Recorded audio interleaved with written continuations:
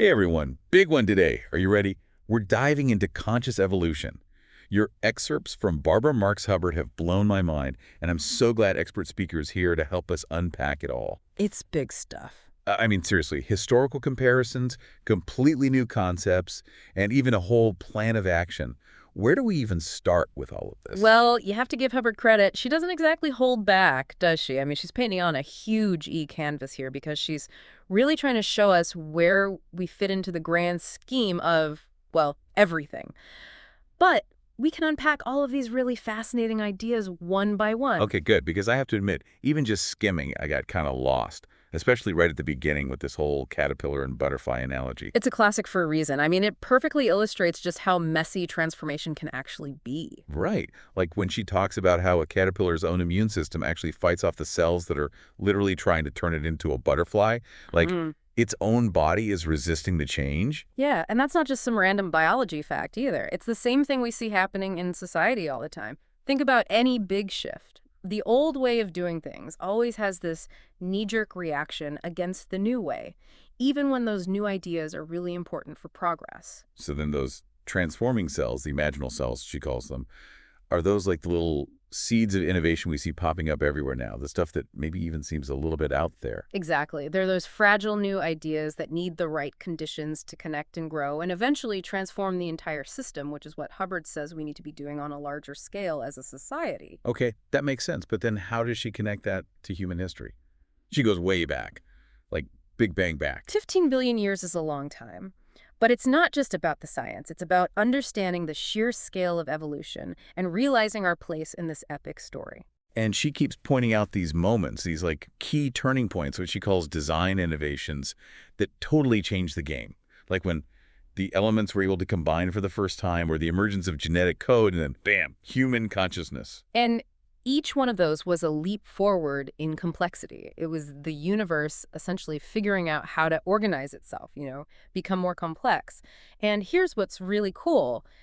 We aren't just bystanders in all of this. So we get to be a part of what comes next. We're not just inheriting all of this, we're actively creating it. Exactly. Which is kind of an amazing thought, don't you think? Maybe a little bit daunting, but still amazing. That means we have a role to play in writing the next chapter of evolution.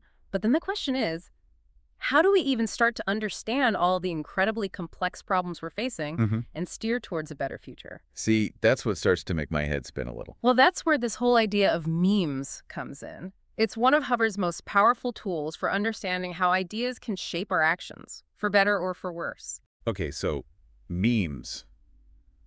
You're going to have to break this down for me a bit. Think about like a catchy song that you just can't get out of your head.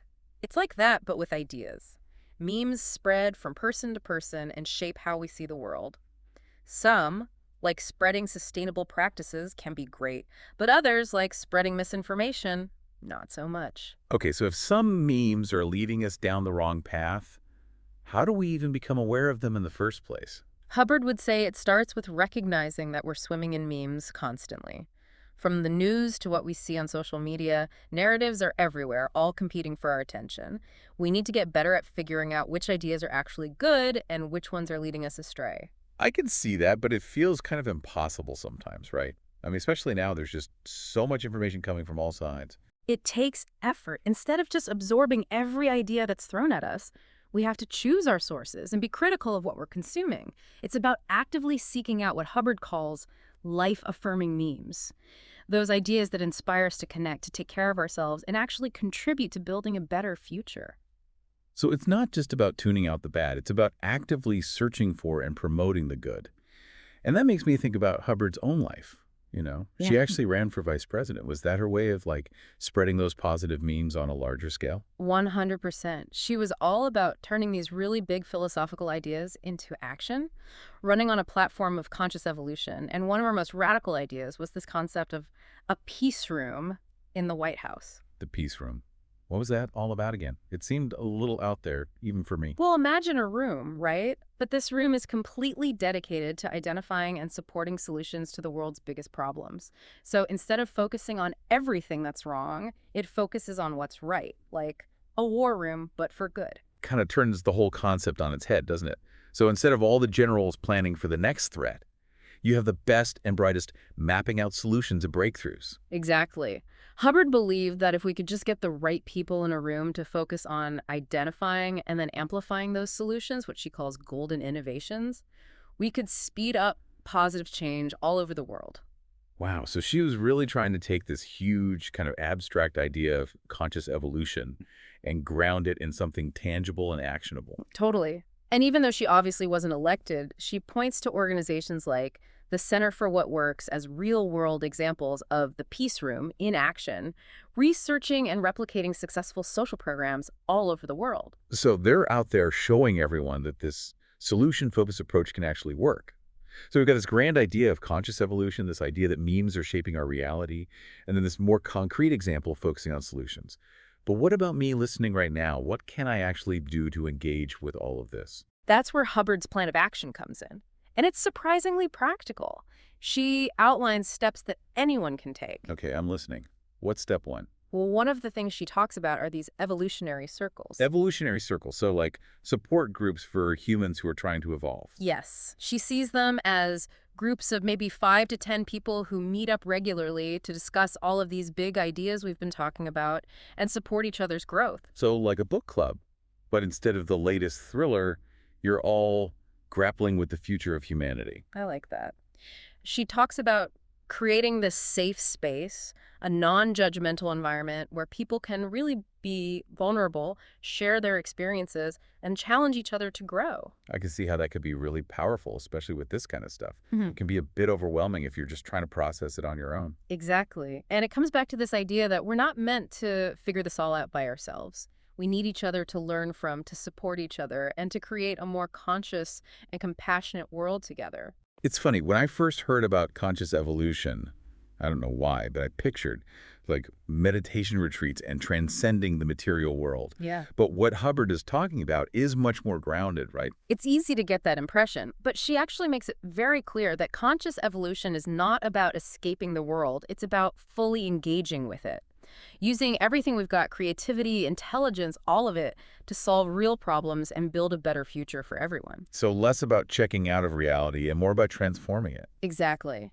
And that means grappling with some of the big systemic stuff, climate change, social injustice, inequality.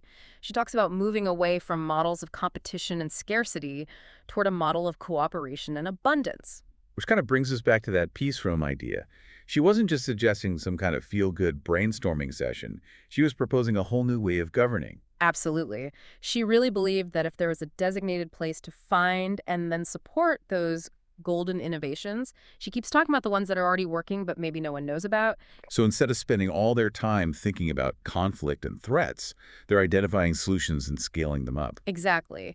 She believed that systematically supporting those kinds of positive changes could really shift us toward a more conscious and sustainable world and do it much faster. I love it.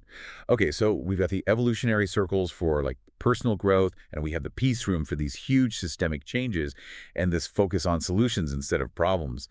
But how do we bring this idea of conscious evolution into our everyday lives? Like, how does it show up in our work, our relationships, and our communities? That's where it really starts to get interesting because Hubbard doesn't just give us these big ideas. She gives us tools and strategies we can actually use. Okay, give me an example. How do we actually do that? Well, she talks a lot about becoming meme conscious. Remember those catchy songs we talked about? It's about noticing the ideas and beliefs that are already shaping our actions and understanding that not all of these ideas are good.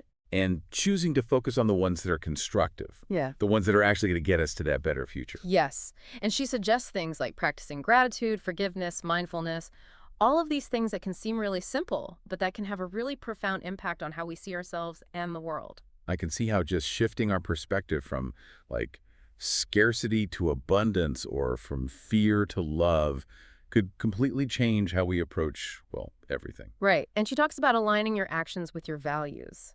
So if you really believe in a more just or sustainable world, your everyday actions need to reflect that. So walk the walk, right? Huh. Don't just talk the talk. Like even just choosing environmentally friendly products or supporting businesses that have ethical practices. That all adds up. Absolutely. Every decision you make, from the food you buy to the way you interact with other people, it's all a chance to cast a vote for the world you want to live in. This is making a lot of sense. Let's talk about the media for a second. Hubbard was way ahead of her time, wasn't she? She was talking about like transforming the media landscape, this whole new news idea before we were all drowning in information. It really is amazing when you think about it. She believed that the constant stream of negative news we are bombarded with was dragging us all down, making it so much harder to imagine a positive future, let alone actually create it. So this idea of new news is about changing the narrative, Hmm. focusing on those solutions instead of the problems, sharing those inspiring stories that show progress is possible. Exactly. She was talking about media that celebrates ingenuity and resilience and compassion. And it's not about just feeling good, it's about shifting our perception of what's possible. Because if all we ever see are the problems, it's really hard to imagine anything ever getting better. But if we can focus on all the good that's happening, that can spark something in us. It can inspire action. It makes you wonder what would happen if the news, instead of focusing on all the bad stuff happening, showed us all the amazing solutions people are coming up with every day. That's what she wanted. She even imagined a 24-hour human potential channel dedicated entirely to personal growth and social innovation and spirituality. That sounds like a nice alternative to reality TV.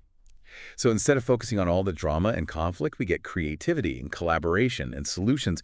And it feels even more relevant now that we have social media and the internet. I mean, we have access to so much information all the time. I know. And even though she obviously couldn't have predicted the internet specifically, everything she said about media is even more true today, right? Because we're not just passive consumers anymore. We choose what we pay attention to and what we share. Which is a huge responsibility, but it's also an amazing opportunity because we're not just shaping what we see, we're shaping what other people see too. And that brings us to something else Hubbard felt needed to change: education. She makes a really good argument for moving away from this model of rote memorization and standardized testing to something much more holistic. So more about critical thinking and fostering creativity and helping kids find and follow their passions. Because let's face it, the way we're doing it now isn't exactly preparing kids for the world we live in now, let alone the one they're going to inherit. Right. Hubbard actually said that schools should be seed beds for the emergence of the universal human. Places where kids are encouraged to explore their talents, work on their emotional intelligence, and start to see themselves as capable of creating change. That sounds pretty amazing, but if I'm being honest, it also sounds pretty idealistic. Is that even possible? She knew it was a big ask, a huge shift. She calls for a meta-discipline, which is essentially a completely new approach to education. And get this, she even outlines a master's in conscious evolution program. Wait, seriously, a whole graduate degree dedicated to all of this? Yep. And she's not messing around. She gets into the details. Courses on everything from the evolution of consciousness to practical training in social innovation. Wow. So it's not even just learning about conscious evolution. It's about learning how to actually put it into practice. She doesn't just talk the talk, she walks the walk. That's one of the things I really appreciate about her. She doesn't just give us a theory, she gives us an actual roadmap to create change. And it wasn't just the intellectual or even practical side of things that she focused on. She saw spirituality as a really crucial aspect of conscious evolution, too. It feels like she's really weaving together all these different threads.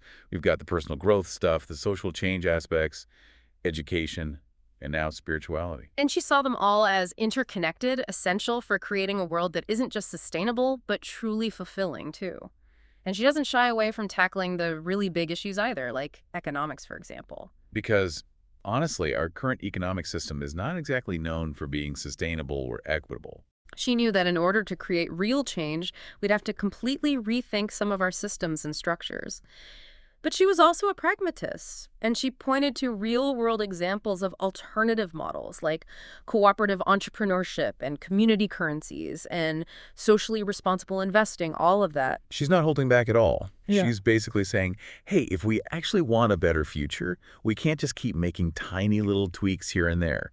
We have to rethink everything. And what's amazing is that she wasn't some lone voice in the wilderness. She was a part of a movement, this whole group of people who recognized that we need a completely different way of being in the world. It's inspiring to think about. I mean, she was writing about all of this decades ago, and now it really feels like more and more people are starting to wake up to these ideas.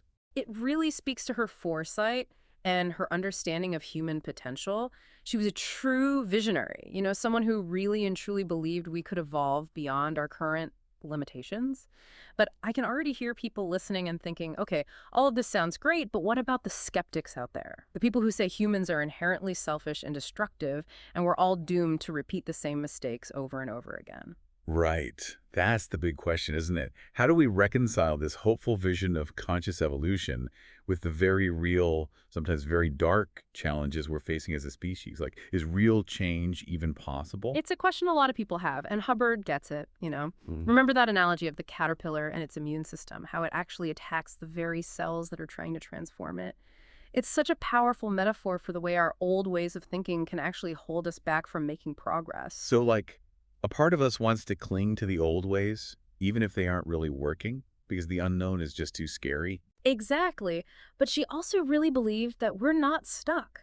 Like, human nature isn't set in stone. We can evolve past those limitations.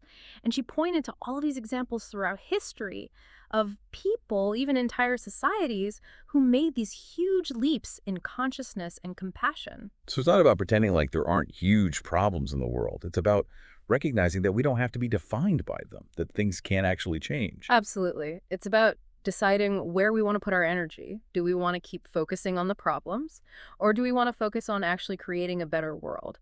And, evolution isn't a straight line. It happens in these waves, right? You have these bursts of rapid change, and then these periods where things settle and integrate. So even when it feels like we're stuck, like nothing is changing, there's always potential for a breakthrough. I like that. It's true. That's what's so cool about evolution. And here's the thing. The more of us who make that conscious choice to evolve, to line up our actions with our values, to support positive change, the stronger that momentum gets. It's like we're all ripples in a pond, and all those little actions add up to something much bigger. That's a great way to think about it. And those waves, they start to resonate and amplify each other. It really can become the self-fulfilling prophecy. The more we believe a better future is possible, the more likely we are to actually make it happen. Okay, so how do we actually start? We've covered so much ground today. We've gone from the caterpillar to the Big Bang, from memes to new news.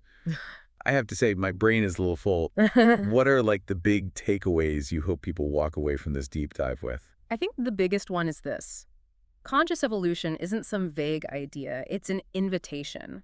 We aren't just along for the ride, we're the ones driving. We get to actually choose how this all turns out. Exactly. And it all starts with awareness. Paying attention to our thoughts, our actions, how we show up in the world, and then taking action. It doesn't have to be some huge thing. Even small actions add up because they are all contributing to something so much bigger than ourselves. It's like we're all part of this grand experiment figuring out what it means to be human. And we get to decide what we contribute. I love that. And we don't have to do it alone. We're meant to connect. So find your people, the ones who inspire you, challenge you, and support your growth. Because conscious evolution, it's a team sport. That's such an important reminder. We really are wired for connection, and this whole journey is so much more meaningful when we can share it with others. Find those people who light you up and who get you thinking. Because together we can create the future we all long for. I love that. Well, I think we've given our listeners a lot to think about today. Any final thoughts before we wrap up? Just this. Don't underestimate yourself. Every step you take toward living a more aware, compassionate, and engaged life matters. You can make a difference. What a great note to end on. Deep dive complete, everyone. I hope you're feeling as inspired as I am. And remember, the conversation doesn't end here. What if this whole conscious evolution thing isn't just about us? What if the planet itself, maybe even the universe, is evolving right along with us? Now there's a question.